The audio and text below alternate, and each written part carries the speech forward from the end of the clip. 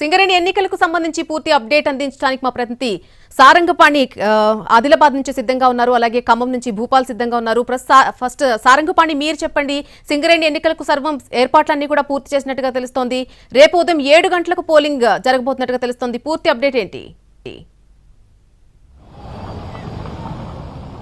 నళిని, ఆదిలాబాద్ ఉమ్మడి జిల్లాలో అంటే మంచిర్యాల జిల్లాలోని బెల్లంపల్లి రీజియన్ పరిధిలో 3 ఏరియాల్లో సింగరేణి విస్తరించింది. కోల్ మైన్స్ లో రేపు గుర్తింపు సంఘం ఎన్నికలు జరగనుండగా 13 సంఘాలు బరిలో ఉన్నాయి. 13 సంఘాలకు సంబంధించి ఎవరు గుర్తింపు సాధిస్తారనే ఒక ఉత్కంఠ కొనసాగుతుంది. హోరాహోరీగా పోటాపోటీగా ప్రచారాలు నిర్వహించారు. ముఖ్యంగా బెల్లంపల్లి రీజియన్లోని మందమరి, అదేవిధంగా బెల్లంపల్లితో పాటు శ్రీరాంపూర్ ఏరియాల్లో 14,985 మంది కార్మికులు తమ ఓటు హక్కును వినియోగించుకోనున్నారు. అయితే సింగరేణిలో ఇన్నాళ్ల పాటు సమస్యపోని సమస్యల కోసం ఆసక్తిగా ఎదురు చూస్తున్నారు. అయితే గుర్తింపు సంఘం తామంటే తాము గెలుచుకుంటామని హోరాహోరీగా ప్రచారం చేసిన ఆయా సంఘాలు, పార్టీలు ముందుకు పోతున్నాయి. అయితే రేపు ఉదయం పోలింగ్ జరగనున్న నేపథ్యంలో అధికార పార్టీకి సంబంధించిన నేతలు నిన్న ఎమ్మెల్యేలు, మంత్రులు సైతం ప్రచారం చేయడం జరిగింది. అయితే ఎవరు గుర్తింపు సాధిస్తారనేది రేపు ఎన్నికల్లో తేలనుంది. సాయంత్రం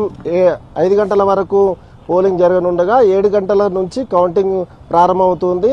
ఈ బెల్లంపల్లి రీజియన్లో ఉన్న 3 ఏరియాల్లో అంటే సింగరేణి వ్యాప్తంగా 39,000 పైచీలకు ఓటర్లు ఉండగా ఇక్కడ మాత్రం అత్యధిక ఓట్లు శ్రీరాంపూర్లోనే ఉన్నాయి.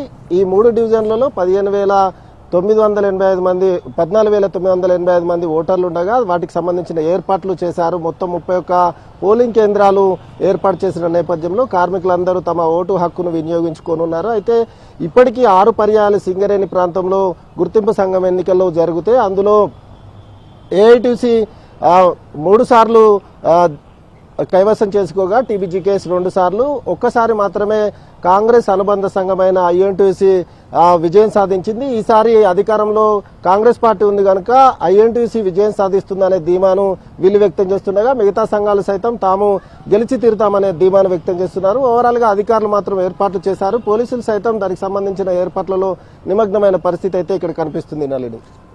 Right Sarangapani, thanks for the update. రేపు ఉదయం 7 గంటల నుంచి సాయంత్రం 5 గంటల వరకు కూడా పోలింగ్ జరగబోతోంది. బ్యాలెట్ పద్ధతిన ఎన్నికలు నిర్వహించబోతున్నారు. రాత్రి 7 గంటల నుంచి కూడా ఓట్లను లెక్కిస్తారు.